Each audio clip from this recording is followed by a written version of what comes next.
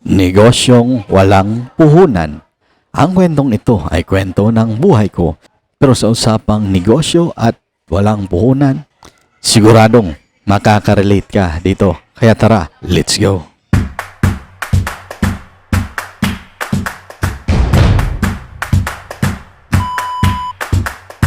At kung bago ka pa lang dito sa ating video, ako nga pala si Jeff Cinco, isang entrepreneur dito sa Davao del Sur at mayroon ako mahigit 7 taong kapalpakan sa pagpapatakbo ng isang maliit na negosyo. Pero bago natin umpisahan yung usapang negosyong walang puhunan, gusto ko lang ikwento sa iyo ang aking karanasan. Taong 2021, nag-stop na ako ng magnegosyo. Isinuko ko na ang lahat, pati mga problema ko. Sa dami kasing negosyong pinasukan ko at sinubukan ay walang kahit isa na gumana rito. Kaya nagpasya na ako na hindi na muna magninegosyo at sa bahay na lang muna ako pupwesto. Ang problema ko kasing nakita sa aking mga naumpisang negosyo ay meron itong fixed cost na binabayaran ko buwan-buwan. Halimbawa na dyan ay yung upa o renta na hindi mo maiiwasan. Kahit may benta o wala man, ay problema talaga yung renta na yan. Pero umabot ng ilang buwan ay nakaka-bored din kung wala kang ginagawa kung nasa bahay ka lang. Kaya nag-umpisa naman ako ng negosyo at sisiguraduhin ko na sa negosyong sisimulan ko ay hindi na ako magbabayad ng pwesto. At yun na nga ay nag-business ako ng isang food cart siomai. Nagpagawa ako ng siomai cart doon sa kakilala ko at nag-start na akong magbenta gamit ang bisikleta o display cart lang sa aming area. Nung umpisa ay okay naman yung takbo niya, may benta naman. Pero darating din sa panahon na mapapagod din tayo at lalo na kung walang kita ang iyong negosyo.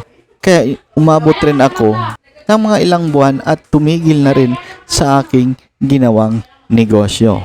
Pero nung wala na akong negosyo ay nakakalungkot din sa bahay lang. At balik na nga tayo sa pag-uusapan nating negosyong walang puhunan. Ano nga ba ang negosyong walang puhunan o pwede mong simulan o pwede mong gawin kahit nasa bahay ka lang? At ang unang-una dyan ay mag-vlog ka, vlogger, content creator o vlogging na ang negosyong iyong gagawin. Sa negosyong ito ay lahat ng kailangan mo ay nasa sayo na. Una, may cellphone ka na, internet, at siguradong may negosyo ka ng umpisahan. Sa negosyong yan ay kailangan mo lang mag-isip ng magandang content at magandang vlog para sa sarili mo o sa ibang tao. At kung tatanungin mo kung ano ang product mo sa ganitong negosyo, ang product sa pagko-content ay yung sarili mo mismo, ikaw mismo. Ikaw mismo ang negosyo. Bakit naman? Dahil sa negosyong yan ay maaari kang kumita sa mga ads o sa sponsorship, lalo na pag marami ka ng followers sa iyong content.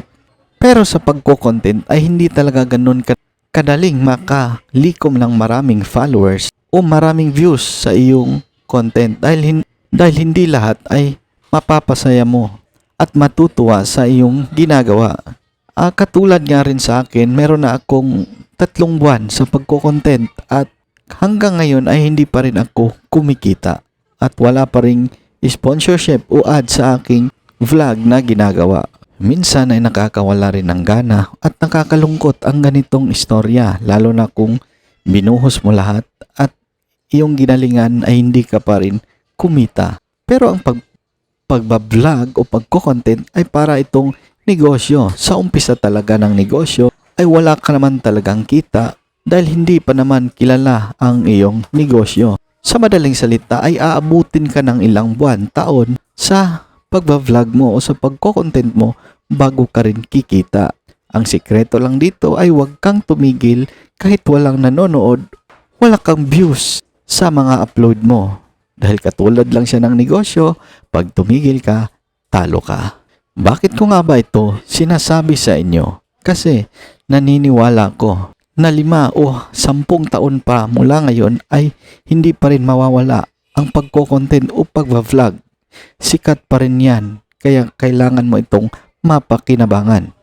At sa labanan ng pagko-content, kahit mahirap ka o mayaman, ay pantay-pantay lang tayo pagdating sa larangan na yan. Ang kalaban kasi natin dito sa pagko-content ay yung walang mga viewers, wala kang followers. Kasunod yan ay meron ka pang mga bashers. Pero ganun talaga. Galingan mo lang at sipagan mo pa. Mag-upload ka ng marami. Ang goal ko ngayon ay maka-upload ako ng 100 sa loob lang ng 3 buwan. Kaya ikaw rin mag-upload ka rin at ating gagalingan. At kung ang video na to ay yung nagustuhan, mag-heart ka naman at i-share mo to sa iyong mga kakilala at kaibigan para meron silang bagong natutunan. At huwag mong kalilimutan, ako si Jeff Singo ang nagsasabing kumbate permi. Laban lang sa buhay, laban lang sa pagnenegosyo, laban lang sa pagkukontent. Tuloy-tuloy lang tayo, let's go!